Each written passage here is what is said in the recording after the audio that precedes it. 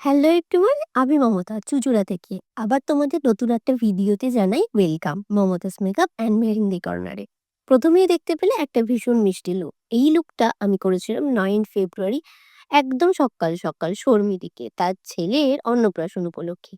তারপর পায়েলের বানানো চাউমিন খেতে খেতে পৌঁছে গেছিলাম আমার দ্বিতীয় কাজ, শরণ্যার বাড়িতে। আর শরণ্যা ছিল সেদিন বিবাহ বার্ষিকী, তাই বিবাহ বার্ষিকীতে এই মিষ্টি মেয়েটাকে এই মিষ্টি লুকটা দিয়েছিলাম। আর শরণ্যার কাজ কমপ্লিট করার পর পৌঁছে গিয়েছিলাম রিক্তার বাড়ি। রিক্তা হচ্ছে আমার মেহেন্দি মেকআপ দুটো ব্যাচের স্টুডেন্ট, আর ওর ছিল সেদিন আশীর্বাদ প্লাস এঙ্গেজমেন্ট।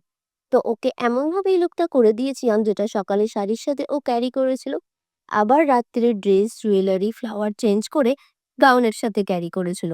তো তোমরা 9 ফেব্রুয়ারির এই তিনটে কাজ দেখে কিন্তু কমেন্ট করে জানাতে ভুলো না কোন কাজটা তোমাদের কেমন লাগলো।